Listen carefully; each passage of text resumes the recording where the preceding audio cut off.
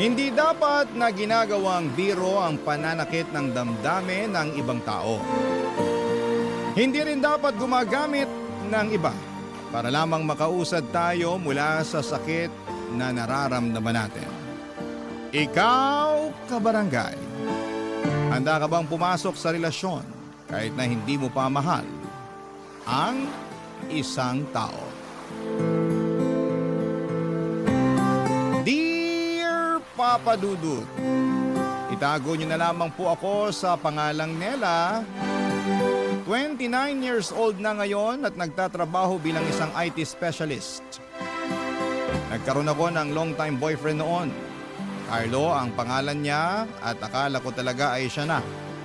Yung makakasama ko sa panghabang buhay. Marami na kasi kaming plano para sa hinaharap namin. Mga plano na ako na lang pala ang may gustong tuparin. Dahil bigla na lang niyang tinapos ang 6 na taong relasyon namin noon. Ang sabi niya noong unay naguguluhan daw siya sa nararamdaman niya. At magulo rin daw silang magkakapatid noon. Ayoko mang pumayag ay wala na akong nagawa pa pero pagkalipas lamang ng 3 buwan mula nang maghiwalay kami, nalaman ko na lamang na pakakasalan na niya ang bagong girlfriend niya na buntis na noon. Doon na naging malinaw sa akin ang lahat, Papa Dudut. Nasaktan talaga ako ng sobra at hindi ko alam kung paano magsisimulang muli. Halos araw-araw akong umiiyak sa tuwing naaalala ko ang relasyon namin ni Carlo. Hanggang sa imbitahan ako ng kaibigan at katrabaho ko na si Camille na magbakasyon muna sa probinsya nila sa parteng Visayas. Gusto niya raw na tulungan ako na makapag-move on.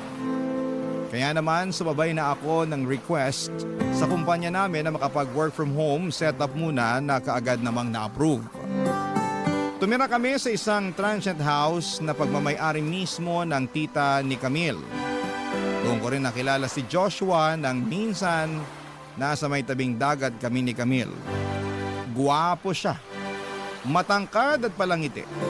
In-invite niya ako kinabukasan noon sa bahay nila na malapit lang naman daw sa transient house namin. Fiesta daw kasi sa kanila at may kaunting handaan. Kasama dapat si Camille pero umatake ang migraine niya kaya naman ako na lamang ang pumunta sa bahay nina Joshua, Papa Dudut.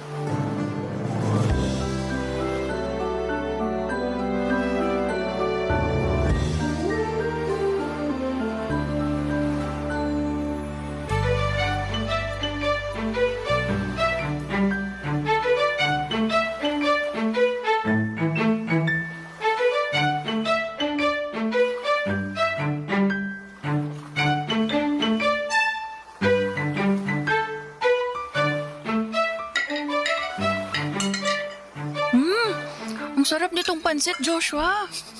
Mabuti naman at nagustuhan mo. Special recipe talaga yan ni Mama. Pero masarap talaga lahat ng pagkain na handa nyo. Itong pansit lang talaga yung pinakapaborito ko sa lahat. Yan din kasi ang palaging request ni Joshua tuwing may handaan dito sa bahay. Di pwedeng mawala ang pansit na yan.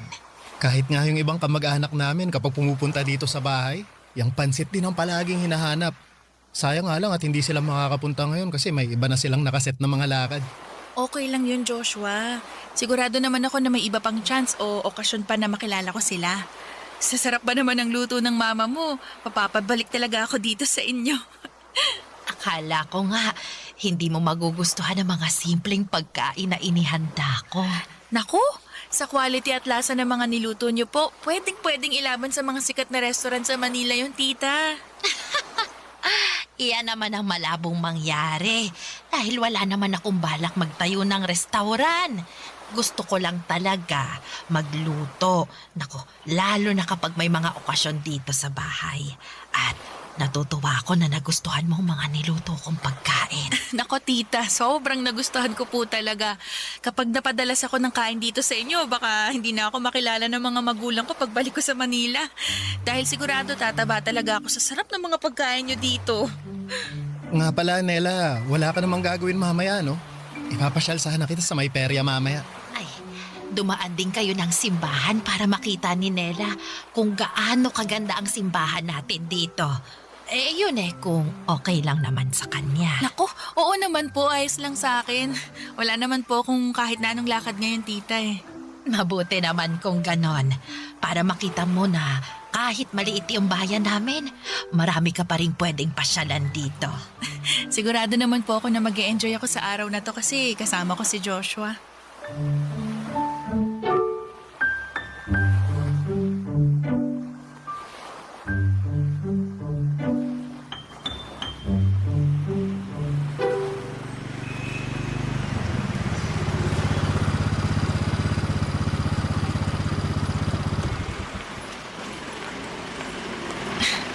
Joshua, thank you sa paghatid mo sa akin pa uwi ha. Wala yon. Sana nag-enjoy ka kanina. Naku, kung alam mo lang. Sobrang nag-enjoy talaga ako kanina. Naubos nga yung energy ko sa katatawa dahil sa mga joke na baon mo Tapos sobrang ganda pa ng lugar na pinasyalan natin kanina. Sobrang relaxing talaga. Ako rin, sobrang nag-enjoy ako kanina.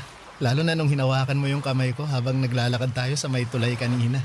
Bakit? Ayaw mo ba yung ginawa ko na yun? Siyempre, sobrang gusto, Nela. Nagulat lang talaga ako, tsaka natatakot ako na baka isipin mo na sinasamantala ko yung kabaitan mo. Gusto ko lang talaga na ma-enjoy mo ang lugar namin at yung bakasyon mo. Para saan yung halik na yon? Para ipaalam sa'yo na sobrang nag-enjoy ako nakasama ka. Ang dami mo pa kasing sinasabi Sorry. Sige, uuwi na rin ako para makapagpahinga ka na. Okay, sige. Ingat ka sa pagmumotor mo ha. Salamat. See you tomorrow. Oo naman, pupuntahan kita ulit dito. See you bukas. Bye.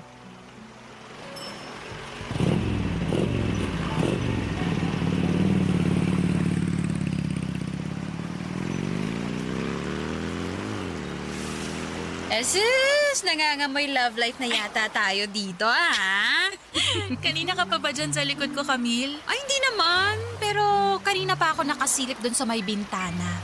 At nakita ko na hinalikan mo si Joshua. Grabe, sis! I'm so happy for you!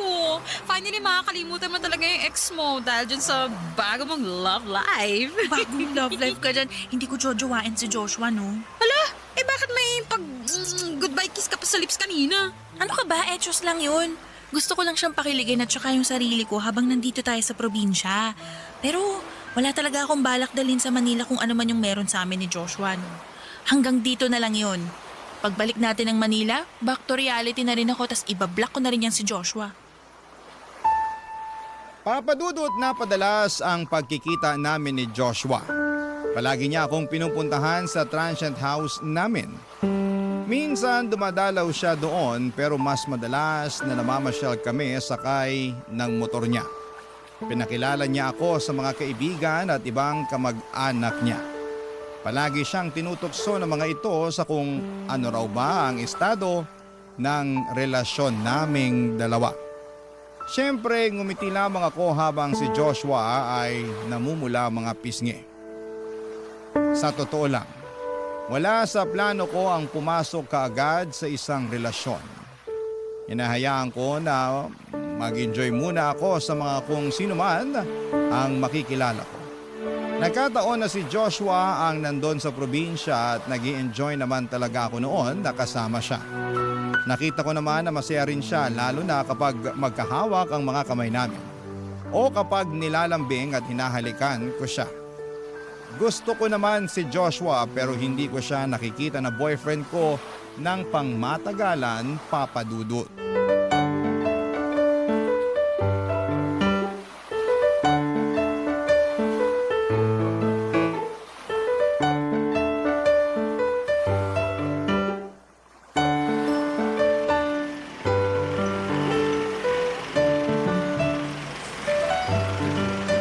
Girl, una na ako sa loob ng airport, ha? Sige, susunod na rin ako. Ay, bye, Joshua! Bye, Camille! Joshua, thank you nga pala ulit sa paghatid mo sa amin ni Camille dito sa airport, ha? Nanghiram ka pa talaga ng kotse para lang magkasya yung mga gamit namin. Wala yon. Gusto ko rin naman na ako mismo ang maghatid sa inyo dito eh. Sayang nga lang at hindi ka na nakapagpaalam kay mama. Ako, oo nga eh. Si Camille kasi late na nagising. Kaya hindi natuloy yung plano natin na dumaan muna sa inyo bago dumiretso sa airport. Okay lang kasi nakausap ka naman namin saglit ni mama sa video call kanina. Natuwa nga ako kasi nakausap ko siya kahit saglit lang eh. Alam mo, sobrang mamimiss ko talaga yung mga luto niya. Yung mga luto lang ba ni mama ang mamimiss mo? Pati yung lugar na to. Yung mga pagkain dito, tsaka... Ako. Ang lambot talaga ng mga kamay mo, Nela. Mamimiss kong hawakan ng mga to. Alam mo, nag-usap kami ni mama kagabi at nagpaalam na ako sa kanya. Ano namang pinagpaalam mo sa kanya? Na gusto kong pumunta ng Manila. Ha? Pupunta ka ng Manila? Di ba sinabi ko naman sa'yo yung mga plano ko? Na gusto kong sumunod sa'yo sa Manila? Oo nga, pero hindi ko naman alam na seryoso ka nung sabihin mo yun. Bakit naman ako hindi magiging seryoso eh? Alam mo naman na seryoso ako sa'yo. Nela, hintayin mo ako ha. Anong ibig mong sabihin? Hintayin mo yung pagdating ko sa Manila. Mag-iipon lang ako ng konti tapos susunod na rin ako sa'yo doon. May nakausap na rin ako na kamag-anak namin na nakatira doon. Matutulungan daw nila akong makahanap ng trabaho saka pwede pa nila akong patuloyin muna sa kanila hanggang Teka, Joshua, relax ha, relax. Ang dami mo ng plano eh. Hindi ko na masundan lahat. Sorry, medyo na-excite lang ako na magsimula ng bagong buhay kasama ka. Ang totoo, medyo kinakabahan din ako kasi never pa ako nakapunta ng Manila eh. Pero huwag kang mag-alala. Mabilis naman akong masanay sa isang lugar. Sigurado ako na makakahanap ka agad ako ng trabaho na malapit sa'yo. Para palagi pa rin tayong magkasamang dalawa. Joshua, I'm sorry ha, pero sa tingin ko, huwag ka munang magpadalos-dalos sa mga desisyon mo. Hindi ako nagpapadalos-dalos, Nela. Pinag-isipan ko na lahat to. Sigurado na ako sa mga gusto kong gawin at pagsunod sa'yo sa Manila. But I don't think we're going to work. Ano bang sinasabi mo, Nela? Joshua, I'm sorry pero hanggang dito na lang tayo. Hindi ko maintindihan. Gusto mo rin naman ako, di ba? Nela, sagutin mo ang tanong ko. Mahal mo na rin ako, di ba? Aminin ko na nag-enjoy ako sa lahat ng oras na kasama kita. Kaya lang Ano? hindi kita mahal. I'm sorry, Joshua. Hanggang dito na lang talaga tayo. Papa Dudut, kahit noong mga araw na magkasama kami ni Joshua, palagi kong naririnig ang mga plano niya na pagsunod sa akin sa Maynila at paghahanap ng trabaho dito. Hindi ko naman sineseryoso yun kasi wala talaga sa isipan ko na patagalin ang kung anuman ang meron sa aming dalawa. Gusto ko lang mag-enjoy at saglit na makalimot sa pagkawasak ng puso ko nang dahil sa ex-boyfriend ko. Pero hindi ibig sabihin na gusto ko nang pumasok sa isang relasyon. Nagigilty din naman ako sa mga sinabi ko sa kanya lalo na nang naluluhan na niya akong niyakap ng mahigpit. Paulit-ulit niyang sinasabi kung gaano niya ako kamahal at kung gaano niya kagusto na sumunod sa Maynila para makasama ako. Pero bukod sa hindi pa ako handang pumasok sa relasyon, hindi rin talaga si Joshua ang tipo na gagawin kong boyfriend. Alam ko sa sarili ko na kahit formal niya akong ligawan ay hindi ko siya seseryosohin o sasagutin man lang, Papa Dudut. Hindi ko nakikita na magiging kami in the near future, Papa Dudut. Barangay Love Stories. Barangay Love Stories.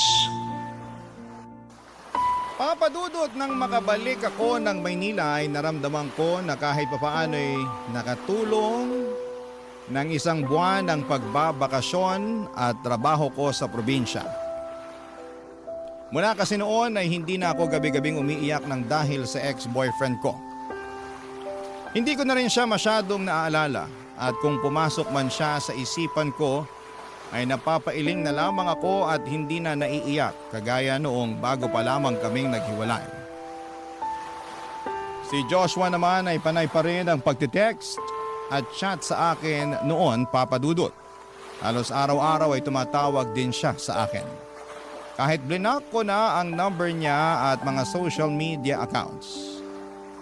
Kaya lang gumagamit pa rin po siya noon ng ibang mga number at nagka-create pa ng ilang dami account para i-message ako sa aking Facebook.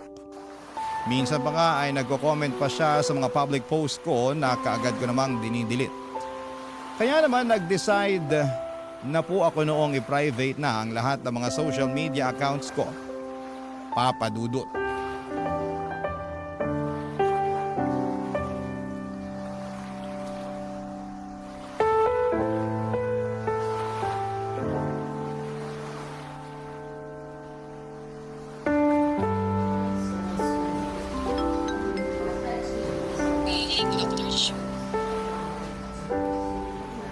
Uy, kumusta ka na? Kumusta pakiramdam mo?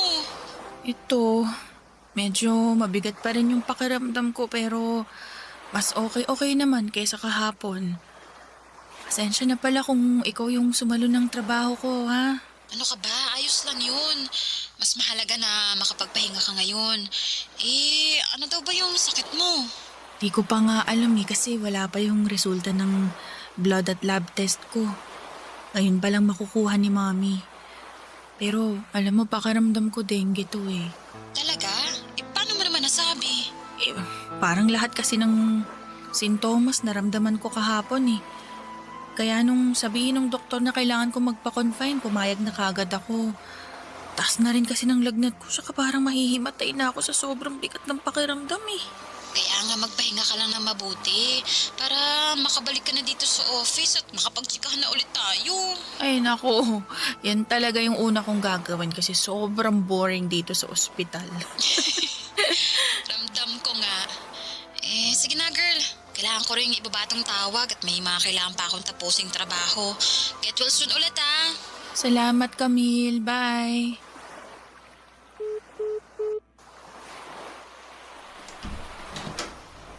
Gising ka na pala.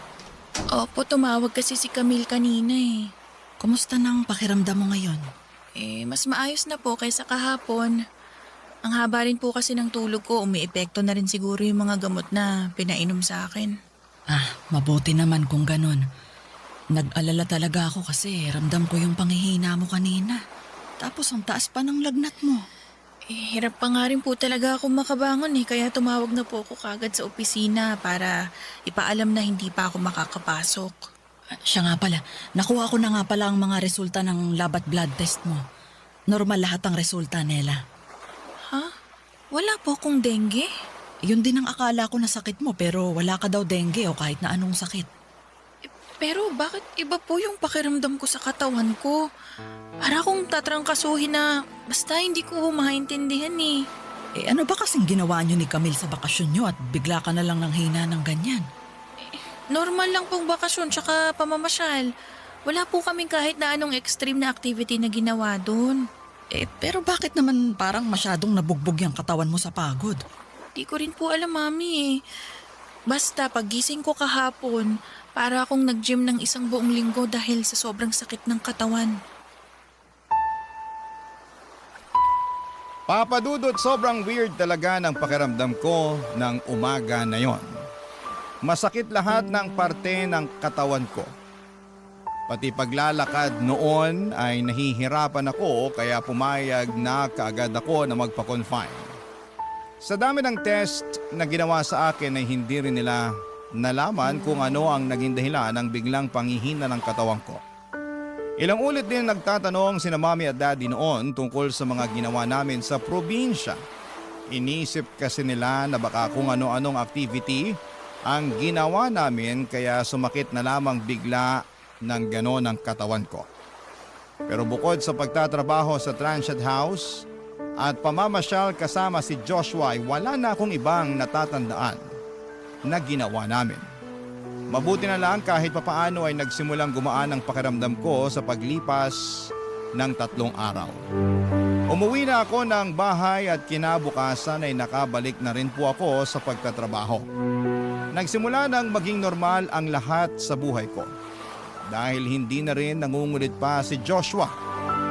Pero isang kakaibang pangyayari ang naranasan ng katawan ko noon, Papa Dudut.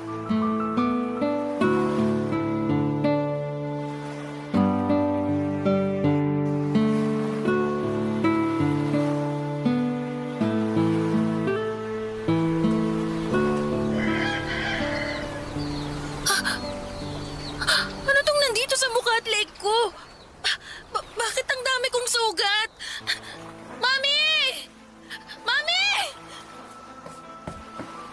Oh, anak. Bakit sumisigaw ka dyan at... Ay, Diyos ko! Anong nangyari sa mukha at leeg mo? Hindi ko po alam, Mami. Tingnan niyo po, meron din dito sa braso ko. Ang dami mong butlig sa mukha at parang...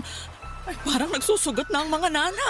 Ang kati-kati nga po eh, tas ang hapdi ng balat ko ngayon. Ay, Diyos ko, anak. Namumula at namamaga talaga yung mga sugat mo. Pati yung mga mata mo namamaga din. Mami, ano kaya to? Hindi ko rin alam. Ang mabuti pa magpalit ka na ng damit at pupunta tayo ng ospital ngayon din.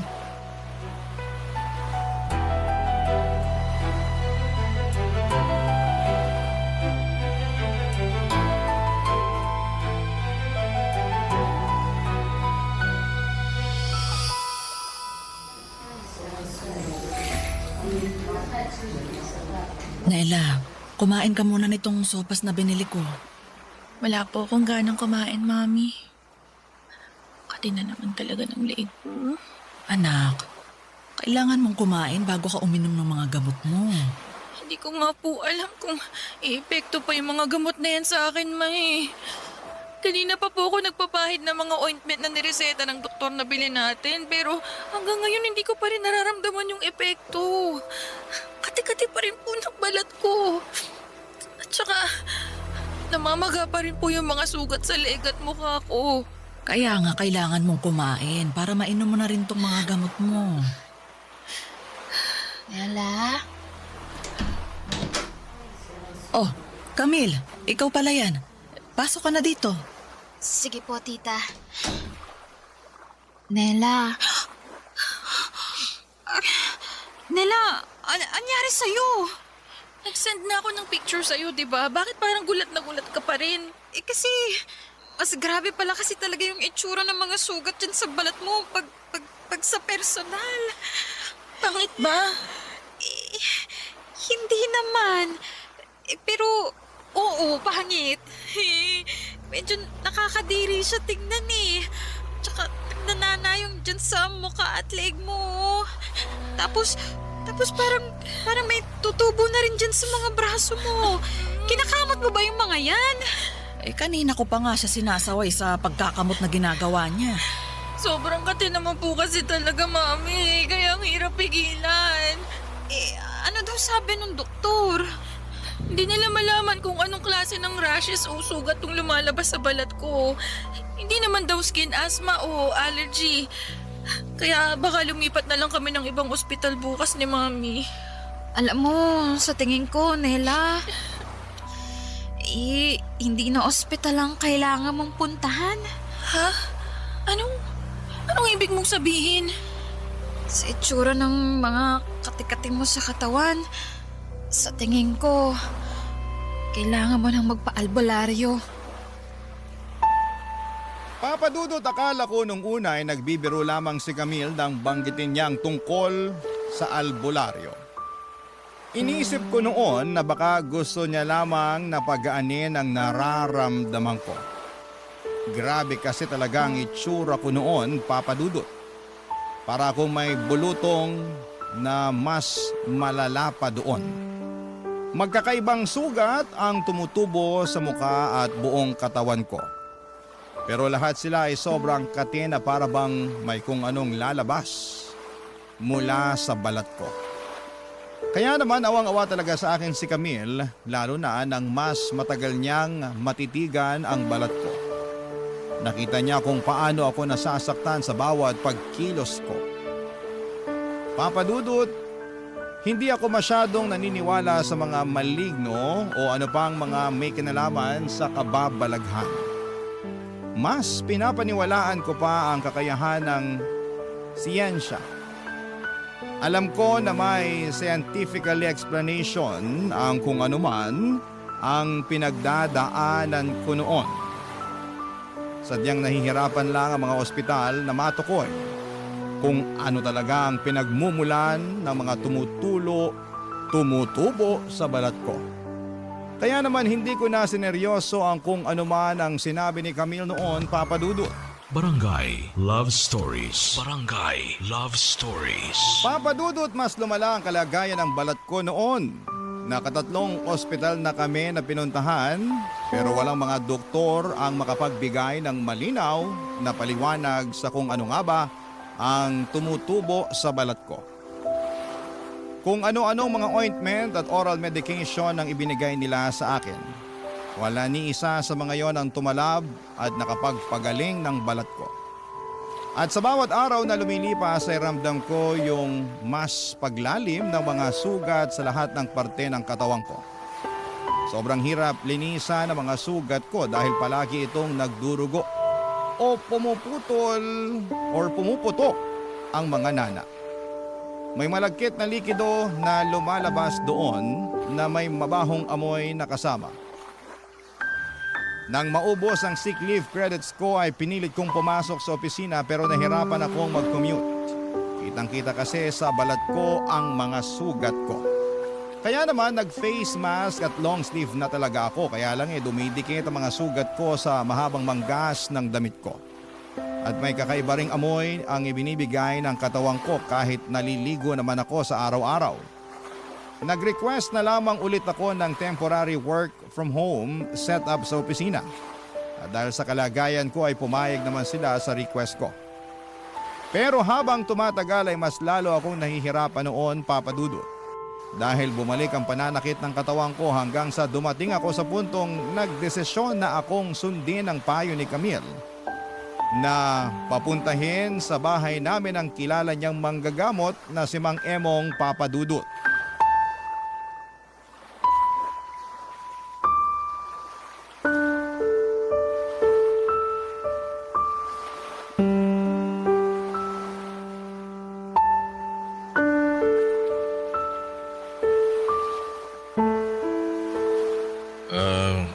Kumusta na ang pakiramdam mo ngayon, Nela? Masakit pa rin po yung mga sugat ko eh. Parang gumagalaw yung mga sugat ko at may lalabas na kung ano mula sa loob nito. Napansin ko nga ang sariwa ng mga sugat sa balat mo. Mang Emong, ang sakit din po ng buong katawan ko eh. Para po akong sinagasaan at tumakbo ng ilang daang kilometro. Uminom na nga po ako ng gamot sa sakit ng katawan pero wala po talagang epekto eh. Alam mo, pagpasok ko pa lang dito sa kwarto mo, may kakaiba na ako agad na nararamdaman eh. Ano pong ibig niyong sabihin? Nela, meron ka bang nakaaway bago mo naramdaman ang lahat ng ito? Nakaaway? Wala naman po, Mang Emong. Mabait na bata ang anak ko. Kahit sa kapitbahay o mga kamag-anak namin, wala siyang nakakasamaan ng loob. Kahit po sa opisina, wala akong natatandaan na nakakaaway ko. Wala ka bang naalala na baka may nasaktan kang tao kahit hindi mo sinasadya? Wala naman po kasi hindi po talaga ako palaaway tsaka... Nela, si Joshua. Sinong Joshua? Yung yung lalaking nagkagusto kay Nela nung nasa probinsya kami. Naging boyfriend mo ba siya? Hindi po, Mami, pero gusto niyang sumunod dito sa Manila para makasama ako. Pero sinabihan ko siya na wag na. Kasi ayoko na siyang paasahin palalo. Kaya ayun, pinutol ko na lahat ng pwedeng maging komunikasyon naming dalawa. Alam mo, feeling ko talaga si Joshua yun. Wala na ibang pwedeng gumawa sa'yo niyan kundi siya lang. Parang imposible naman yung sinasabi mo dahil alam kong mabuting tao si Joshua. Maraming pwedeng gawing bagay ang mga taong sobrang nasaktan. Sandali. May gagawin lang ako rito. Mang Emong, ano po yung sinusulat niyo sa papel? Orasyon ito. Laban sa barang na nangyayari ngayon sa kaibigan mo. Barang? Ibig sabihin po mambabarang si Joshua? Pwedeng oo. Pwede rin namang pinabarang kanya sa ibang tao. Pero nararamdaman ko na malakas ang kapangyarihan ng mambabarang na to. At malaki ang galit na nararamdaman ng taong gumawa sa iyo nito. Manong, ano pong gagawin niyo dyan sa maliit na papel na yan? Ito, irorolyo ko ito. At iipit ko sa ilalim ng hinlalaki ng kanang paa ni Nela. Pero Ineng, ngayon pa lang sasabihan na kita na masakit itong gagawin ko, ha? Paano po magiging masakit Papel lang yung ilalagay niyo sa hinlalaki ng paa niya. Hindi lang ito basta papel. Papel na may nakasulat na orasyon at kasamang dasal ko. Nela, Po. ilalagay ko na ito dito sa ilalim ng hinlalaki mo, ha?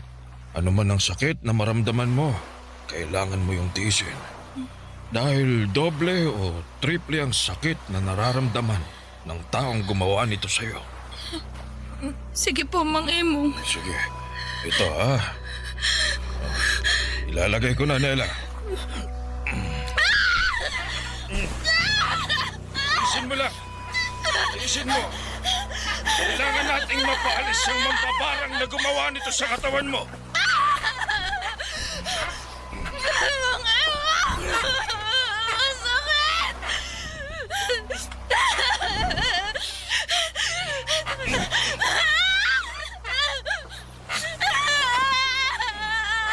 Kung sino ka mang mambabarang ka, tigilan mo na ang katawan ng babaeng ito! Ano po? Ang sakit na! Kailangan nating mapatigil ang mambabarang na yan. Tinisin mo ang sakit, Nela. Dahil mas nasasaktan ng mambabarang sa oras na to. Kaya ikaw, mambabarang ka.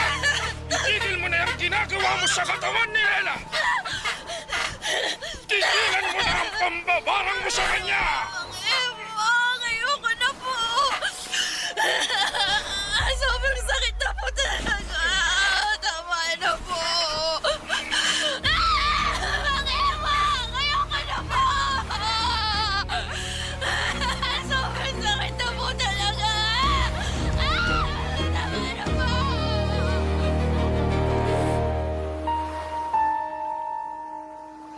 Papadudot nung sabihin ni Camille na baka si Joshua ang may pakana sa kung ano man ang nangyayari sa akin ay hindi talaga ako makapaniwala. Kasi bukod sa hindi naman ako naniniwala sa kulam ay naniniwala ako na mabuting tao si Joshua. Kahit nasaktan ko siya, alam ko na hindi niya kayang gawin sa akin ang bagay na yon. Sa maikling panahon na nakasama at nakilala ko siya ay sigurado ako na mabuti siyang tao. Hindi ko rin alam kung may epekto pa ba talaga sa kanya yung ginawa ng albularyo sa akin, pero sobrang sakit talaga physically nung ginawa niyang pag-ipit ng rolyo sa daliri ng hinlalaki ng kanang paa ko. Pakiramdam ko ay parang sinusunog o pinapako ang daliri ng mga paa ko. Ang sabi ng albularyo ay doble o triple raw ang sakit na nararamdaman ng taong kumukulam sa akin dahil sa ginagawa niya. Pero pagkatapos nga raw ng lahat ng yon ay wala ring nangyaring pagbabago sa mga sugat ko. Mas lalo pang ang lumala ang mga sugat sa balat ko. Sinubukan naming kontakin si Joshua para humingi ng tawad sa kanya. Inunblock ko lahat ng social media account at cellphone number na ginamit niya noon para makontak ako. Kaya lang ay wala na rin akong makontak alinman sa mga account o cellphone numbers na yon. Papadudot.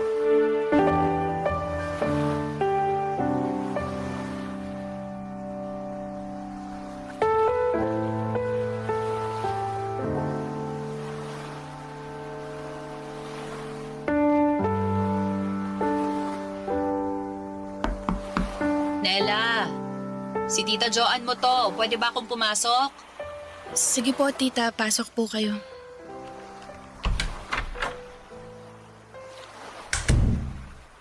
Kumusta ka na? Ayos lang naman po. Kanina ka pa hinahanap ng mga pinsan mo. Pero ang sabi ng mami mo, ayaw mo daw lumabas ng kwarto mo. Ayoko lang naman po na mapag-usapan ako sa labas, Tita Joanne. Nakikita niyo naman po yung kalagayan ko ngayon, di ba? Ang dami ko pong sugat sa balat. Ano bang sabi ng doktor na tumingin sa'yo? Hindi po nila matukoy kung ano tong tumubo sa balat ko eh. Ginamit ko naman po lahat ng nireseta nilang ointment. Ininom ko lahat ng gamot na kailangan kong inumin. Pero wala pong gumana ni isa sa mga yun. Nagpatingin na nga rin po ko sa ibang manggagamot eh. Ano naman ang naging resulta ng pagpapatingin mo sa manggagamot? Sabi niya po, pinabarang daw po ako nung taong galit na galit sa akin. May nakaaway ka? Kaya kanya pinabarang? May nasaktan po akong tao, tita. Hindi ko po sinasadya na paasahin siya sa bandang huli. Alam niyo, tita, sa totoo lang po, hindi naman ako naniniwala sa barang o sa kung ano pa mang mga kababalaghan eh. Pero sa tingin ko, deserve ko po kung ano man po yung nangyayari sa akin ngayon. Nela, wag mong sabihin yan. Nakasakit po kasi ako ng tao, Tita Joanne. Gumamit ako ng ibang tao para makamove on agad dun sa ex-boyfriend ko. Ginamit ko lang siya para sa sariling kapakanan ko.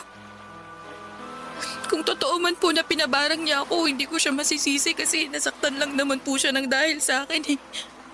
Nasaktan siya dahil sa pagiging makasarili ko. Hindi ko alam kung makakatulong to.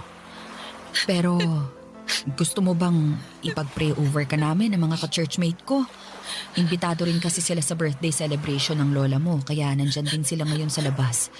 Sigurado ako na kahit paano, makakatulong to sa kalagayan at nararamdaman mo ngayon. Kung ayos lang sa'yo, papapasukin ko sila dito sa kwarto mo para makapag-pray over tayo ng sabay-sabay nila. Sige po, tita. Ayos lang po sa akin.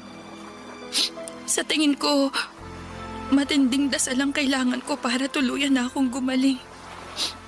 Sadyang nakalimutan ko lang na may Diyos pala. At yun ang kailangan kong ibalik sa buhay ko. Ang pananampalataya ako sa Diyos. Papadudo, tuluyan na talaga akong nawala ng pag-asa na gumaling noon. Grabe na kasi talaga yung mga butlig, sugat at mga nana na kumalat sa balat ko. Naamoy ko na rin noon ang malansang amoy ng mga sugat ko na yon. Kaya hindi na talaga ako makalabas pa ng bahay kahit para man lang mamalengke o tumambay sa mall. Nag-request na rin ako ng pangmatagalan na work from home setup. Buti na lang at pinayagan ako ng kumpanya namin kasi kung hindi ay baka maparesign na lamang ako nang wala sa oras. Hindi ko na kasi talaga kayang bumiyahe o pumasok sa opisina. Grabe yung tinginan at parinig sa akin ng mga tao sa paligid ko. Kita ko yung pandidiri sa mukha nila at yung mga tinginan ng mga mata nila sa balat ko. Parang gusto ko na lamang lamunin ako ng lupa noon.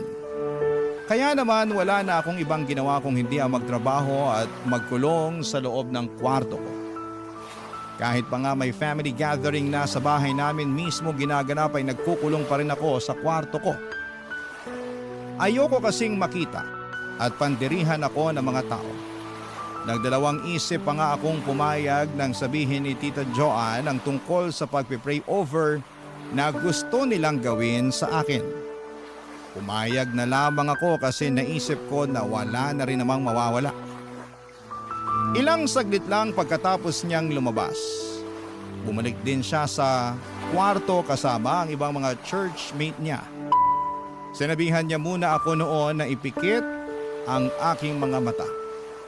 Pagsisihan ko ang mga kasalanan ko at humingi ako ng tawad sa mga taong nagkasala sa akin.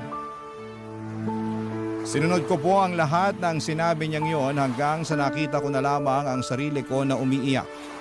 Habang nagpe-pray over sina Tita Joanne ay halo-halo ng emosyon ang nararamdaman ko ng mga oras na yon.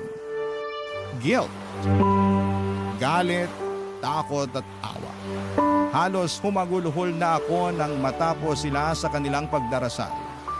Pagkatapos noon ay biglang gumaan ang pakiramdam ko, Papa Dudut. Hindi ko alam kung paano at bakit nangyari yon, at pagkalipas nga ng ilang araw ay himalang unti-unting natuyo ang mga sugat ko hanggang sa tuluyan na ngang gumaling ang mga yon. Hindi ako naniniwala sa kababalaghan, pero sigurado ako na malaking tulong ang pagpe-pray over na ginawa sa akin nila Tita Joanne. Ngayon po, Papa Dudut, 2 taon na rin ang nakalipas mula nang mangyari ang lahat ng ito. Wala na akong naging balita pa kay Joshua. Hindi ko na rin sinubukan pang hanapin si Joshua at wala na rin ang mga sugat sa balat ko. Pero may naiwan na malalim na mga peklat na palaging nagpapaalala sa akin na huwag paglaruan ang damdamin ng ibang tao. Hanggang dito na lamang po ang sulat ko at sana po ay may naiwan po itong aral sa ating mga kabarangay. Ang inyong kapuso at kabarangay forever, Nella. Kwentuhan naman tayo dito sa comment section. Ang mga kwento ng pag-ibig, kwento ng buhay, at kwento ng pag-asa dito sa Barangay Love Stories.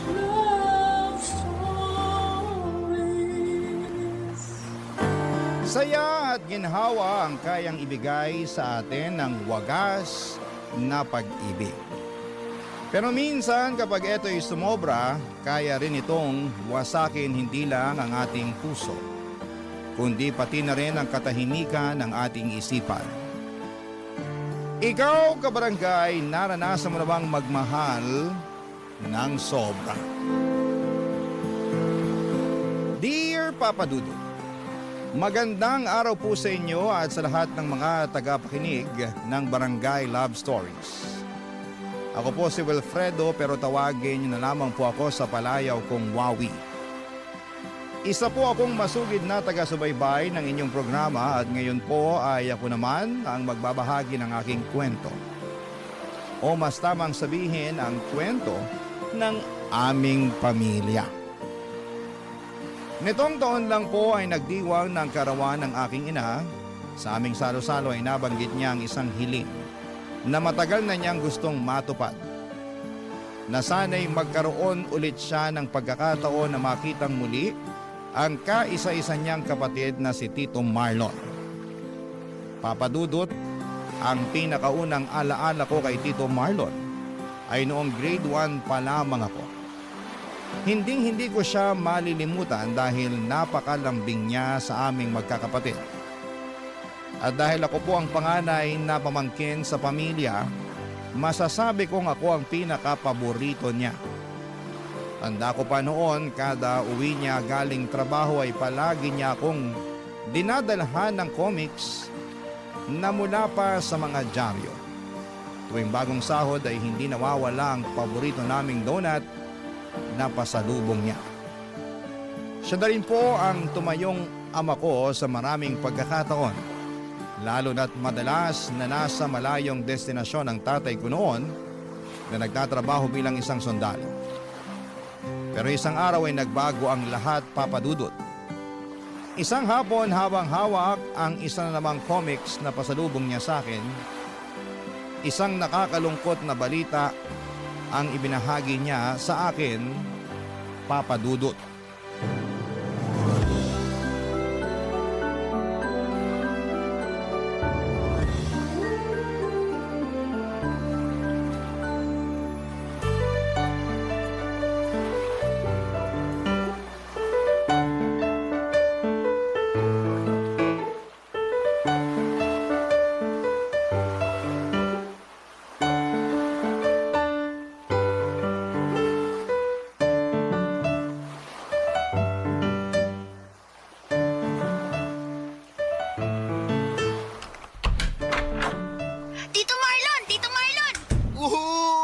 Kumusta ang paborito kong pamangkin, ha? May dala po ba kayong comics, Tito?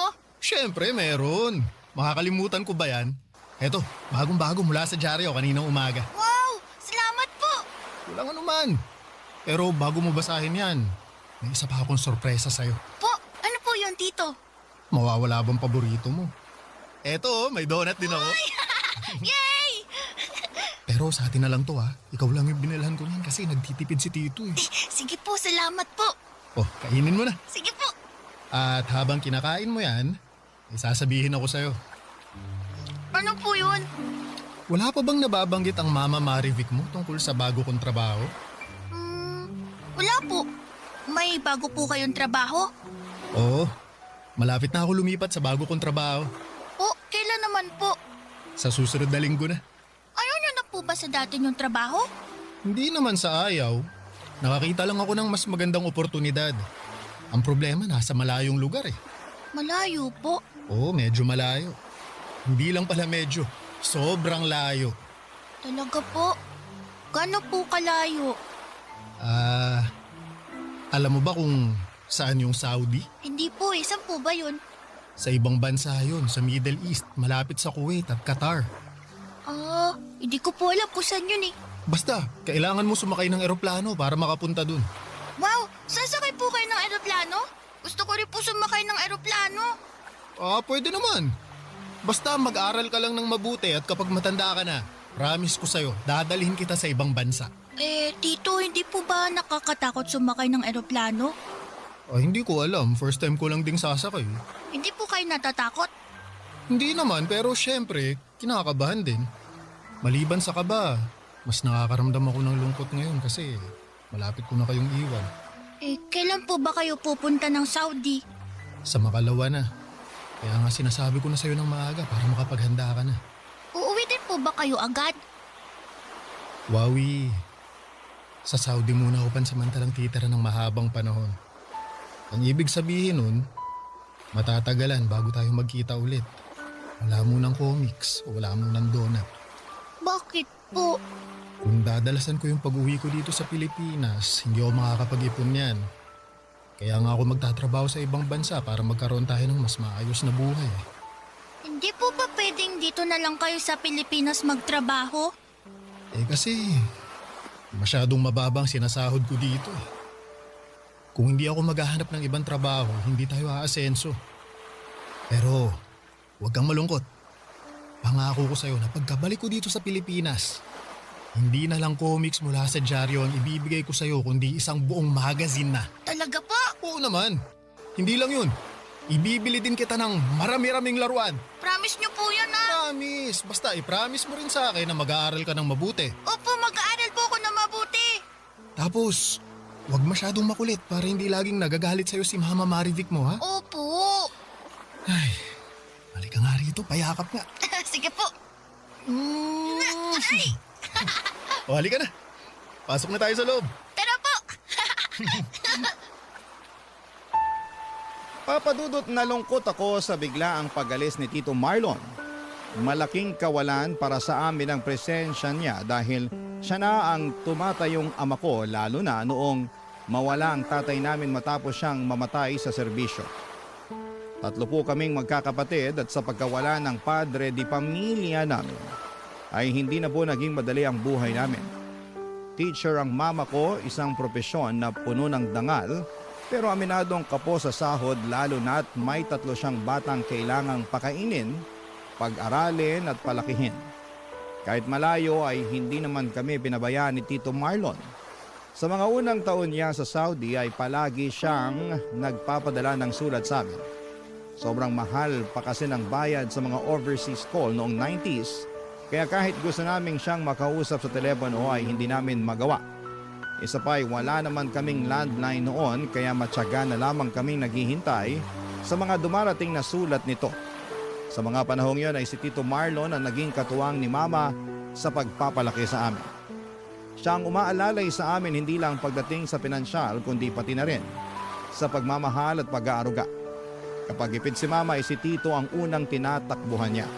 Walang reklamo, walang tanong, basta kung ano ang kaya niyang ibigay ay palagi niya itong ibinibigay.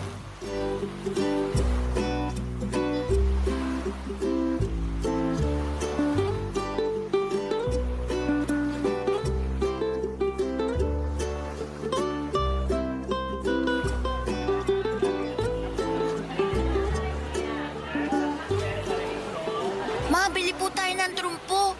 Saka na anak, wala na akong natirang extra dito eh. Pinambili ko na ng prepaid card. Sige na po. Shh, tumahimik ka muna dyan. Tatawagan ko lang ang tito mo. Si Tito Marlon po. Oo.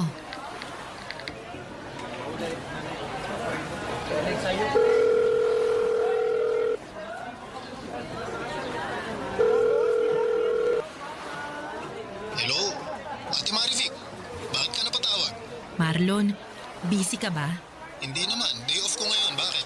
Mama, pakausap din ako kay Tito. Sandali lang anak, magkausap pa kami ng tito mo.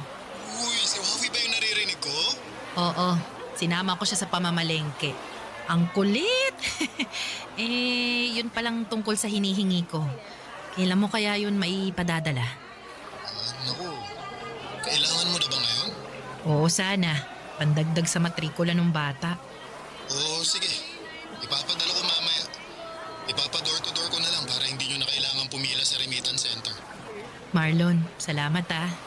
Babayaran ko rin yan kapag nakaluwag-luwag na ako. Huwag mo nang intindihin yun. Ang importante, makapag-aaral ng maayos sa mga bata. Ate, kausapin ko nga si Wawi. O sige, pero bilisan yung mag-usap ha kasi baka maubos na tong load. Kapag namatay na yung tawag, ibig sabihin wala nang load ha? Sige. Oh, Wawi, gusto ka raw makausap ng Tito Marlon mo. Hello po, Tito. Hello! Kumusta na ang paborito kong pamangkin, ha? Nandito po kami sa palengke ngayon ni Mama. Nabanggit nga yan ng mama mo. Sabihin mo sa kanya, ibili ka niya ng donut habang nandyan pa kayo. Dadagdagan ko na lang yung ipapadala kong pera. Huwag na po donut, Tito. Trumpo na lang po. Trumpo? Marunong ka bang gumamit nun? Opo, lagi ko po nilalaro yung trumpo ng kaklase ko eh. O sige, sabihin mo sa mama mo, ibili ka ng trumpo. Yes! Sige po, salamat po, Tito. Nga pala, may papakilala ko sa'yo, Wawi. Sino po? Eto, kausapin mo siya. Hello, Wawi. Hello po? Sino po kayo? Ako si Carla. Tawagin mo na lang akong Tita Carla. Kapatid din po ba kayo ni Mama? Hindi. Special friend ako ng Tito Marlon mo. Paano po kayo nagkakilala? Gusto mo ba? Ikwento ko sa'yo? Opo. Sige. Una kong nakilala ang Tito Marlon mo sa isang pila habang bumibili ako ng pagkain. 1994 yata yun o 1995. Hindi ko na maalala.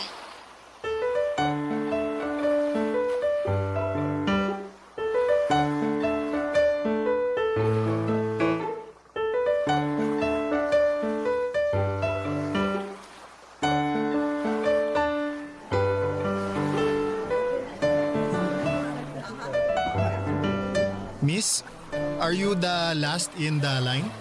Yes. Oh, okay, very good. They said the shawarma here is delicious. I want to try one.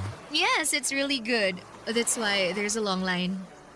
I guess you already, ano ba English ng suki? You're a suki now? You know, a repeat customer? Oo, parokyano na nila ako. Teka, Pinoy ka? Hindi ba halata? Ang puti kasi ng balat mo, matangos pa ang ilong. Akala ko, foreigner ka. Hindi ako taga-lokal dito. Pero half Indian kasi ako, kaya siguro mukha akong taga rito. Ay, naku, pa-English pa ako. Pilipino ka rin pala. Galing mo nga magsalita sa English eh. Marlon pala. Carla, Matagal ka na rito? 2 taon na rin. Ikaw? Bago pa lang, mag-iisang taon pa lang. Anong trabaho mo rito? Nurse ako rito. Ako naman sa construction. Kumusta naman ang buhay dito? Maayos naman kahit papaano. Medyo nakaka-homesick pero wala tayong magagawa. Kailangan natin kumayod para sa pamilya. Alam mo, totoo yan. Homesickness talaga ang kalaban sa mga tulad natin na nagtatrabaho sa ibang bansa. Pero mabuti nga may mga ganitong lugar na tinatambayan ng mga Pinoy. Kahit papaano, nakakakita tayo ng mga kababayan natin. Oo, sobrang laking tulong nito para sa atin na malayo sa pamilya. Hindi man tayo magkakadugo, pero parang pamilya na rin tayo dahil pare-pareho tayong nasa banyagang lugar. Natumbok mo. Pagkatapos ng pagkikitang yon nila Tito Marlon at Tita Carla ay mabilis silang naging magkaibigan at kalaunan ay pumasok sila sa isang relasyon. 10 taon din pong nagtrabaho sa Saudi si Tito Marlon bago niya naisipang bumalik ng tuluyan dito sa Pilipinas noong 2004. Ang sabi niya ay sapat na raw ang mga taon ng pagkayod niya sa abroad at panahon na para umuwi at magtayo ng sarili niyang negosyo. Kasama niyang umuwi sa bansa si Tita Carla na kalaunan ay naka-live-in niya. Papadudot, isang restaurant ang ipinatayo nilang negosyo gamit ang perang naipon nilang dalawa sa loob ng isang dekada. Noong panahong yon ay 16 anyos na ako. Nasa kolehiyo na at may sarili ng muwang sa mundo. Aaminin ko po, Papadudot, na meron ng awkwardness sa pagitan namin ni Tito Marlon noong umuwi ito. Hindi na kasi kami kasing close katulad noong bata ako dahil mahabang panahon din kaming nawala ng komunikasyon lalo na noong busy siya sa Saudi. Madalang na lang siyang tumawag noon at never din siyang umuwi para magbakasyon. Nasanay na lang din ako na wala na siya sa buhay ko kaya naman noong bigla siyang umuwi ay hindi ko alam kung paano ko siya i-welcome. Subalit, noong nakauwi si Tito Marlon, ay sinubukan niyang bumawi. Siniguro niyang maibabalik din namin ang pagiging malapit namin sa isa't isa katulad ng dati. Kasabay nito ay mas nakilala at napalapit din ako sa kinakasama niyang si Tita Carla. Barangay Love Stories. Barangay Love Stories. Maraming ipon si Tito Marlon mula sa pagiging OFW niya. Sa katunayan, sa isang malaki at magandang apartment pa nga sila tumira ni Tita Carla noong kakauwi pa lamang nila galing sa Saudi.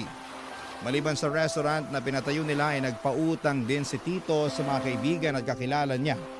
Bukod doon ay marami rin siyang ibinentang alahas noon kaya naman hindi na nakapagtataka na dala-dalawa ang gamit ni Tito Marlon na kotse ng mga panahong yon. Ganon siya kayaman, Papadudot. Pero kahit na napakataas na ng estado niya sa buhay ay never siyang nagyabang. Nanatili siyang mapagkumbaba at mabait sa kapwa niya. Sa katunayan, si Tito Marlon pa mismo ang nagpatuloy sa pagsuporta ng aking pag-aaral sa kolehiyo. Nang dahil po sa kanya ay umayos ang buhay namin. Hindi ko ikakaila na malaki ang naging tulong niya sa pamilya namin. Lagi niya kaming dinadalhan ng grocery noon at tuwing nagkakaroon sila ng out-of-town trip ni Tita Carla ay sinasama niya kaming mga pamangkin niya. Subalit sa kabila ng tagumpay na tinatamasa ni Tito Marlon noon, unti-unti rin siyang kinapitan ng sunod-sunod na dilubyo sa buhay. Papadudot, taong 2008, graduating na ako noon nang unang dumating ang matinding problema sa buhay nila Tito Marlon at Tita Carla.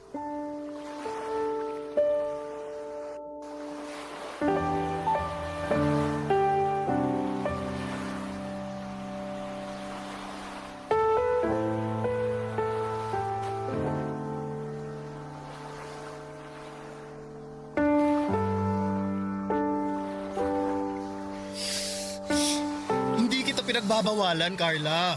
Ang gusto ko lang gawin mo, kontrolin mo yung paglulustay mo ng pera natin. Bakit? Ikaw lang ba ang may karapatan sa pera natin? Hindi yun ang gusto kong palabasin. Tito Marlon? Oh, Wawi. Anong ginagawa mo rito? Nag-text po ako sa inyo kanina. Sabi ko, dadaanan ko po sana yung pambayad sa tuition. Sige, sandali lang. Maupo ka muna. Salamat po. Yan! Kapag ganyang usapan, ang bilis mong magdesisyon. Labas agad ng pera. Tapos ako, bawal? Carla, mamaya na natin to pag-usapan. Hindi! Pag-uusapan na natin to ngayon. Ano? Nahihiya ka na marinig ng pamangkin mo itong pananakal na ginagawa mo sa akin? Anong pananakal? Pananakal na ba tong kagustuhan ko na magtipid tayo?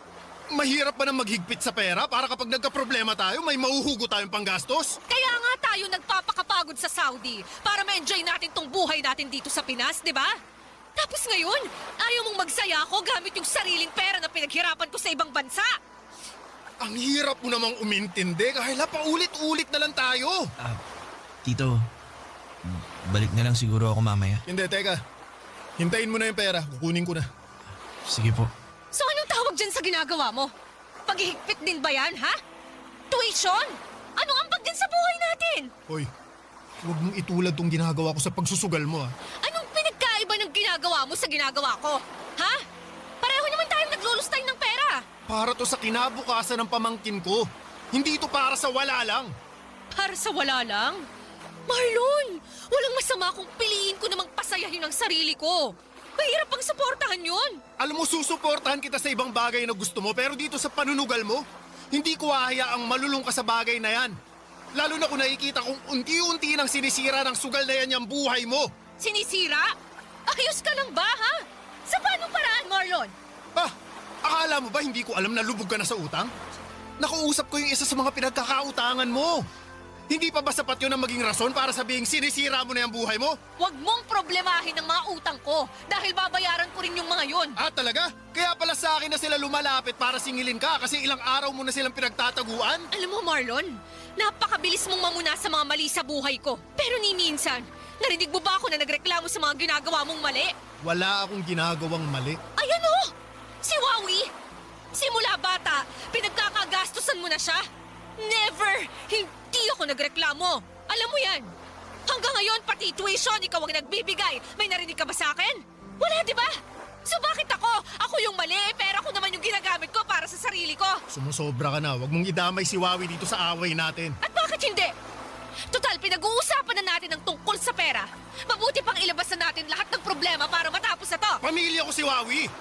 Hindi lang siya basta kung sino na pinagkakagastusan ko. Yan ang mahirap sa'yo eh. Kung sa'yo, okay lang. Pero kung ako, hindi. Aba, wow! Ang galing mo, ha? Di ba mamaya na natin ito pag-usapan, nakakahiya sa bata, oh. Ganyan ka naman palagi. Magsisimula ka ng away, tapos kung wala ka nang maisagot, mamaya na lang. Huh, bahala ka, Marlon. Nakakasawa ka na. Buisit! Hoy! Saan ka pupunta? Doon sa malayo! Yung hindi ko maririnig yung pagbubunganga mo!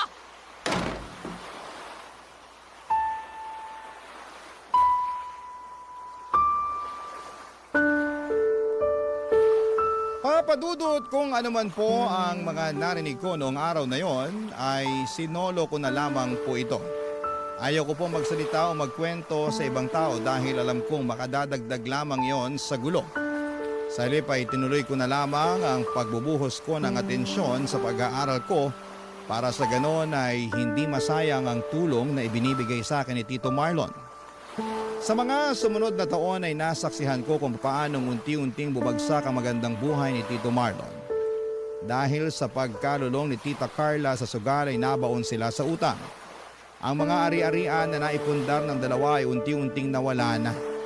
Ang mga sasakyan at natitirang alahas ni Tito Marlon ay isa-isa na niyang ibinenta, makabayad lamang sa utang. Hindi pa nakatulong na tinakbuhan din siya ng mga taong may utang sa kanya. Mga kaibigan na pinagkatiwalaan. Ngunit sa huli bigla na lamang naglaho na parang bulak. Ang relasyon nila Tito Marlon at Tita Carla ay mayahalin tulad ko sa isang basong puno ng crack. Konti na lang ay malapit na itong mabasag. Lagi ko silang nakikitang nag-aaway noon, Papadudot.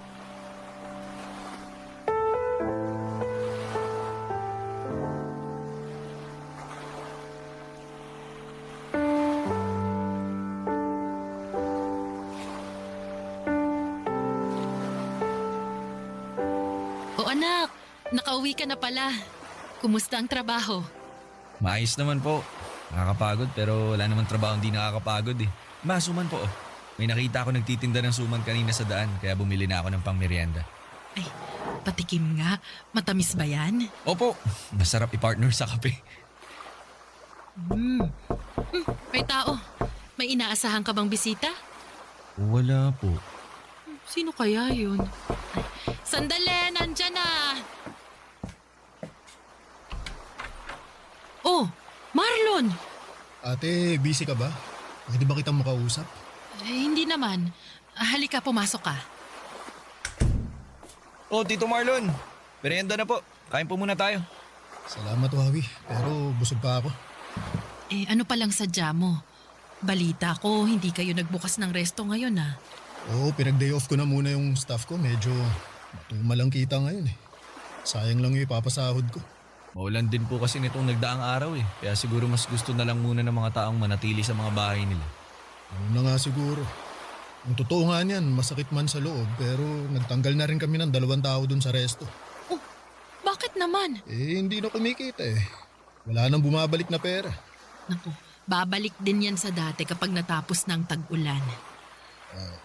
Ano ate, may ano ka ba dyan? May ekstrang pera ka ba na pwedeng ipahiram? Pandagdag lang sana sa mga bayarin. Ilang buwan na kaming hindi nakakapagbayad sa renta sa apartment eh. Naku, kababayad ko lang din ng tubig at kuryente. Kahit 3,000 lang sana. Ako na po. Meron po akong extra dito. Ito po, 4,000 po yan. Salamat Wawi, babayaran ko rin to agad kapag nagkapera ako ha.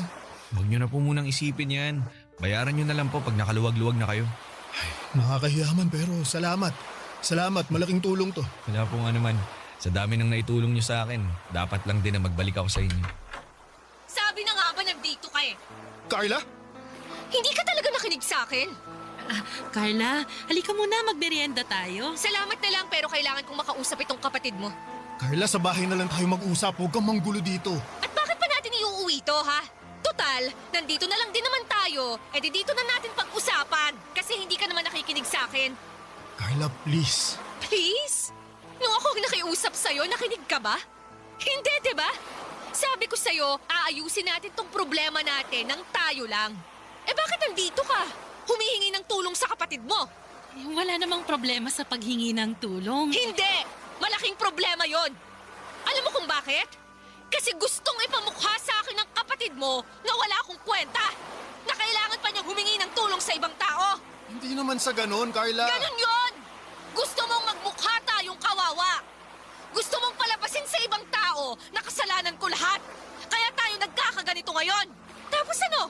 Ikaw tong magaling. Kasi ikaw yung gumagawa ng paraan para malutas tong problema natin. Abay, ang galing! Ang galing mo!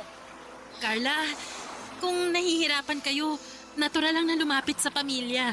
Walang kaso yun sa amin. Magkapatid nga talaga kayo ni Marlon. Pareho kayong hirap mag-gets yung pinupunto ko. Mawalang galang na po, Tita Carla. Pero parang sumasobra naman na po kayo sa mga pinagsasasabi niyo. Huwag niyo po sanang pagsalitaan ng ganyan ng mama ko. Huwag kang makialam dito, Wawi, ha? Away ito ng matatanda. Hindi sana ako makikialam kung mag-usap-usap kayo ng maayos. Hindi yung nagsisigawan at nagsisiraan kayo. Huwag mo akong pagsabihan kung anong gagawin ko. Tandaan mo, pera namin ang nagpalaki sa'yo. At kung... Tama na! Sinabing tama na! Wawi, hayaan mo na kami rito. Ikaw naman, Carla, mahiya ka naman. Dito ka pa talaga nang gugulo? Ako pa talagang... Halika na, umuwi na tayo. Aray! Iwan mo nga ako! Papadudot awang-awa po talaga ako sa tito ko nung mga panahong yon. Kahit kailan ay hindi ko siya nakitang pumalag o sumagot ng masama kay Tita Carla tuwing nag-aaway sila. Nasasagot niya ito paminsan-minsan pero yon ay para depensahan lamang ang sarili niya. Ang sabi sa akin ni Tito ay mas gugustuhin na lamang niyang tiisin ang lahat kesa masira ang relasyon nilang dalawa ni Tita Carla. Sa kabila raw kasi ng mga pagkakamaling ginawa nito ay nananatili pa rin ang pagmamahal niya para kay Tita Carla. Kitang-kita ko noon kung paano dumating si Tito Marlon sa pinakamababang yugto ng kanyang buhay. Mula sa isang malaking apartment ay lumipat sila sa mas maliit na paupahan. Ang dating restaurant business nila na pinipinahan ay unti-unting nalugi at wala na siyang nagawa kundi ang isarado na lamang ito dahil hindi na kumikita ang negosyo niya. Nakakalungkot na makita na ang dating taong mapera, ginagalang at may kaya ay bigla na lamang naging simpleng pobre. Pero kung iniisip ko noon na yun na ang pinakamasaklap na pangyayari sa buhay ni Tito Marlon ay nagkakamali ako. dahil may mas ibabagsak pa pala siya, Papa Dudut. At lahat ng yon ay dahil sa kinakasama niya na si Tita Carla, Papa Dudut. Barangay Love Stories. Barangay Love Stories. Papa Dudut, isang araw ay nabalitaan ko na lamang na wala na pala sina Tita Carla at Tito Marlon. Ang sabi sa amin ni Tito ay hindi na raw kinaya ni Tita Carla ang hirap ng buhay na pinagdadaanan nila kaya inayawan na niya si Tito dahil wala na itong maibigay na ginhawa. Para bang noong nawala ang pera at negosyo ni Tito ay nawala na rin ang pagmamahal ni Tita Carla sa kanya. Doon ay tuluyang bumagsak si Tito, Papa Dudut. Halos mabaliw siya sa bigat ng problemang magkakasabay na dumating sa buhay niya. May pagkakataon noon, tuwing dumadalaw siya sa bahay ay nakikita ko siyang nakatulala na lamang na parabang nawala na siya ng pag-asa sa kanyang buhay. Dumating nga siya sa punto na hindi na niya kaya pang umupa ng sariling tirahan. Kaya si Mama na mismo ang nagmagandang loob na pinatira niya si Tito sa bahay namin. Doon ko na po mas nasaksihan kung papaanong halos lamunin ng kalungkutan si Tito Marlon. Ako ang naging sandalan ni Tito noong siya'y depressed. Ako ang kasama niya sa mga gabing hindi siya makatulog.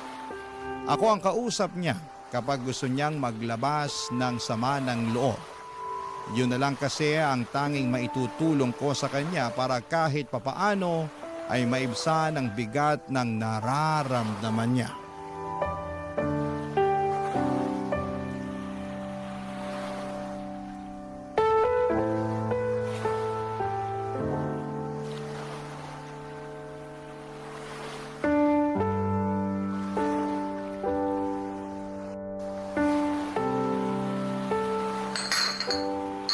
Tito, huling bote na po to. Last shot ko na to ha. Hindi.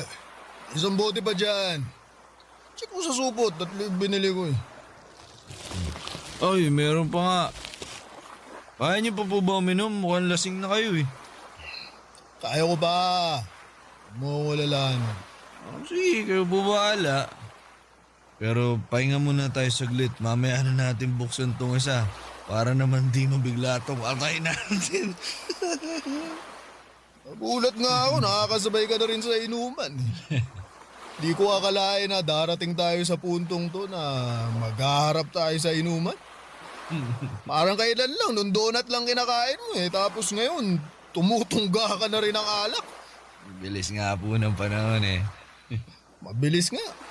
Sa sobrang bilis. Hindi ko tuloy alam kung paano napunta sa ganitong sitwasyon tong buhay ko ngayon. Patunay lang po yan na hindi natin hawak yung kapalaran natin. Di rin. Nasa atin yung desisyon kung paano natin patatakbuhin yung kapalaran natin. Bawat galaw natin may epekto yan. Bawat pasya, bawat liko. Parang domino yan na kapag nagkamali ka lang, babagsak lahat.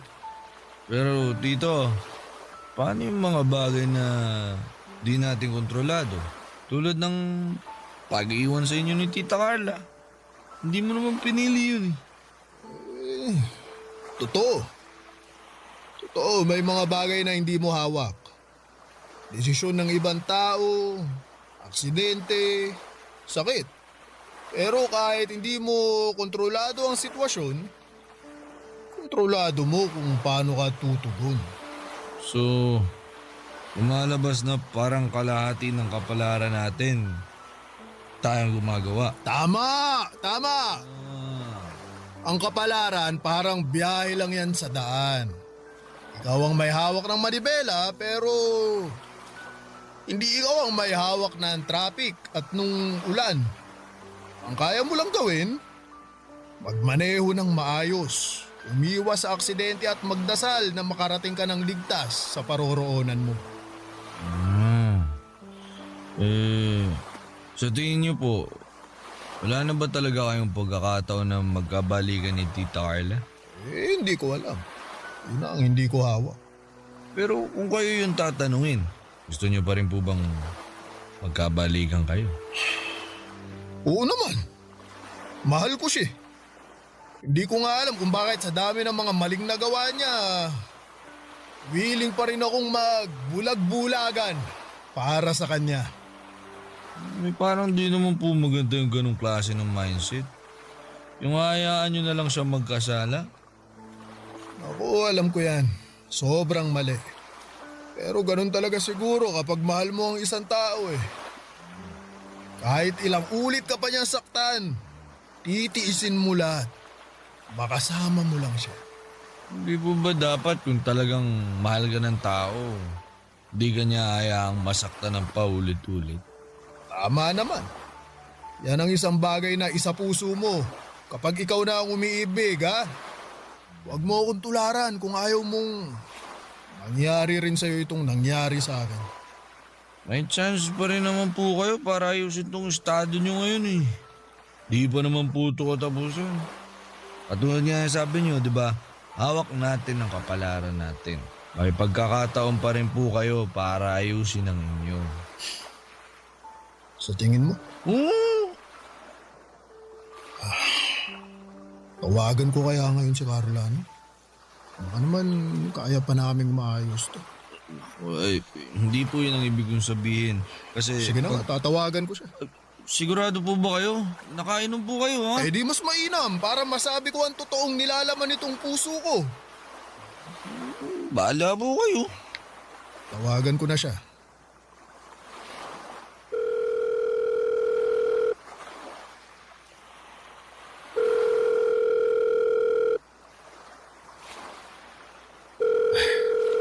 Ayaw talagang sagutin ah. Baka busy. O baka tulog na. Hindi. Kilala ko si Carla, hindi yun natutulog ng maaga. Ayaw lang talaga akong makausap nun. Isa lang ang ibig sabihin nito. Ano po? Ayaw na talaga niya.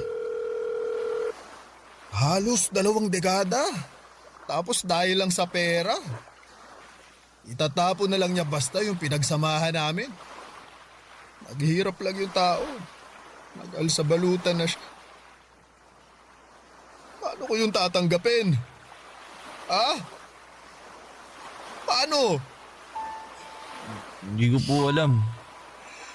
Hindi ko masabi kung ano ba yung dapat kasi wala naman po ako sa sitwasyon niyo para maintindihan ko yung pinagdadaanan niyo eh. Hindi ko alam kung anong bibigay ko sa inyong payo. Buksan mo na lang yung isa pang bote. Baka lasing na lang tayo. Hanggang sa mamanhid itong puso ko.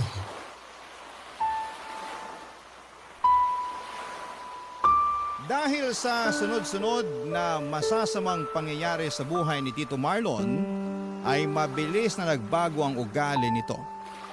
Ang dating masiyahin at puno ng siglakong tiyuhin ay naging tahimik na. Hindi na siya gaanong lumalabas ng bahay noon dahil nahihiya na raw siyang ipakita ang mukha niya sa publiko. Tuwing kumakain kami ay tinitipid din niya ang pagkain niya dahil ayaw niyang maging pabigat sa amin kahit na paulit-ulit siyang sinasabihan ni Mama na huwag na niyang isipin ang mga bagay na yon. Sa mga sumunod pang mga buwan, unti-unting nagbago ang mga galaw ni Tito Marlon.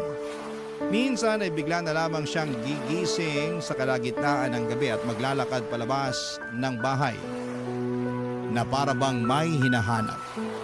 May mga pagkakataon ding naririnig namin siyang mag-isang nagsasalita o kaya'y parang may kinakausap kahit na wala namang tao sa paligid niya. Unti-unti ay lumayo siya sa mga kaibigan at maging sa amin mismong pamilya niya. Hindi na namin siya nakakausap ng maayos dahil para bang palaging nasa iba ang atensyon nito. Ginawa ko po ang lahat ng makakaya ko bilang pamangkin para matulungan siya sa mga pinagdaraanan niya. Lagi ko siyang kinakausap at sinasamahan kapag mag-isa siya. Ipinapadama ko sa kanya na hindi siya nag-iisa sa buhay, Papa Dudut. Pero sa kabila ng mga effort ko ay tila ba mas lumala pa ang sitwasyon ni Tito Marlon, Papa Dudut.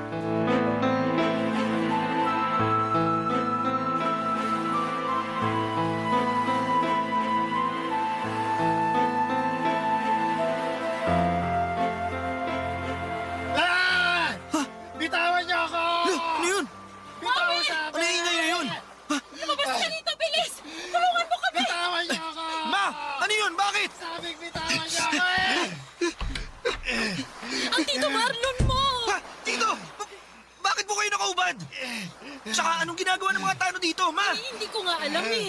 Bigla na lang silang dumating na ganyan na si Marlon. I-report po siya ng mga tao sa palengke. Tumatakbo daw po siyang nakaubad eh. Diyos ko, Marlon, ano ba tong pinaggagawa mo? Pero bakit po siya nakagapos? Eh, nagwawala po eh. Nasuntok nga niya po ako sa mukha oh. Hindi ako nagwawala! Hindi nyo lang ako naiintindihan! Marlon, huminahon ka! Pasensya na po sa abala. Kami na pong bahala sa kanya. Maraming salamat po. O eh, pakibantayan na lang po siya sa susunod ha. Opo, salamat. Pasensya na po ulit. Halika na, pumasok na tayo. Hindi! May gagawin pa ako sa labas eh! Tito, magbihis na po muna kayo. Para umalmay ang isip nyo. Tara na po sa loob. Pawis na po kayo. Magbibihis lang ako. Tapos lalabas na ako. Opo, sige. Kayo na po bahala. Kayo pong bahala. Tayo na. Marlon naman, ano na bang nangyayari sa'yo, ha? Bakit mo naman to ginagawa sa sarili mo? Huwag kayong maniwala sa pinagsasasabi ng taong yun. Hindi ako nagwawala. Pero hindi maganda yung ginagawa mong naguhubad ka sa harapan ng maraming tao. Eh, naiinitan ako eh. Gusto ko na magpahinga. Pupunta na ako sa kwarto. Sige po, mabuti pa nga po. Ma, ako na bahala kay Tito. O sige, bantayan mong maigi ang tito mo, ha? Huwag na huwag mo nga hayaang makalabas. Hindi natin alam ano pang pwede niyang gawin.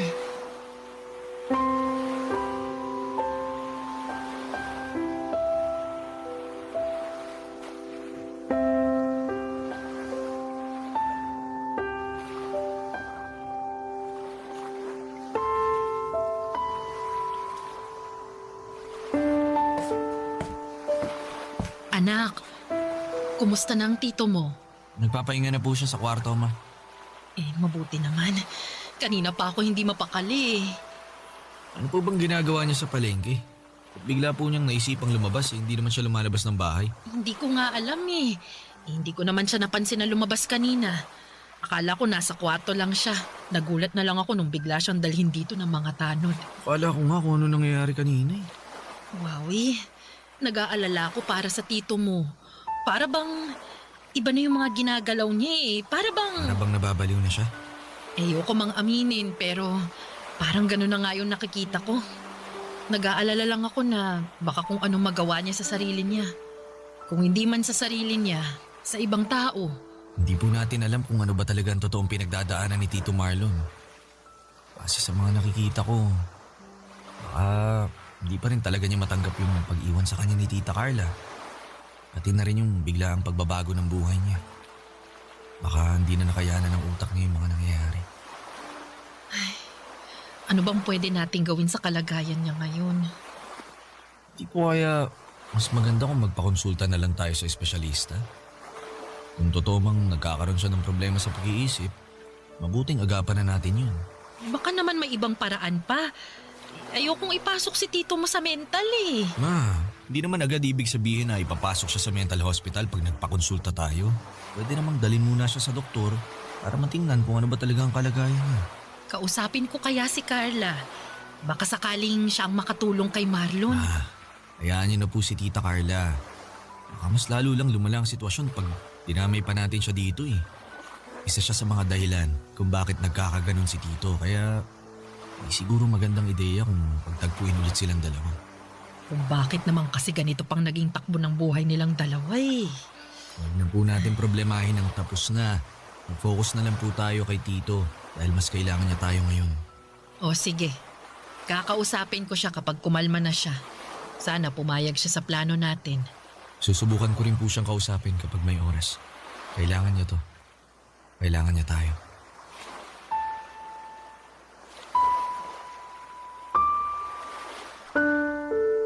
Papadudot noong kinausap namin si Tito Marlon tungkol sa plano namin ay pumayag naman siyang magpatingin sa doktor.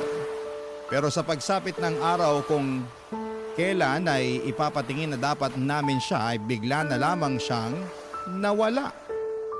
Naiwan sa kwarto nito ang kanyang cellphone, wallet at iba pang mga importanteng gamit niya kaya inakala naming lumabas lamang siya. Pero hindi na po siya bumalik pa, Papadudot. Agad po kaming humingi ng tulong sa otoridad. Nagtanong-tanong din kami sa mga kaibigan at kapitbahay kung nakita ba nila si Tito Marlon. Halos ikutin na namin ang bawat sulok ng lugar na posibleng pinuntahan niya pero wala kaming nakuhang sagot kung nasaan siya. Noong sumikat na ang social media ay sinubukan ko rin siyang hanapin doon. Pero biguan pa rin ako. 14 na taon na ang lumipas simula noong huli naming nakita si Tito Marlon. At hanggang ngayon ay wala pa rin kaming balita tungkol sa kanya.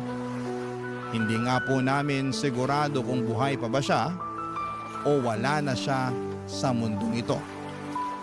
Sa kabila ng lahat ng ito ay nananatili pa rin ang pag-asa sa puso namin na darating din ang araw na magkikita-kita pa rin kami. Papa Dudut, ito na po ang wakas ng kwento ko. Maraming salamat po sa inyo at sa lahat ng bumubuo ng inyong programa.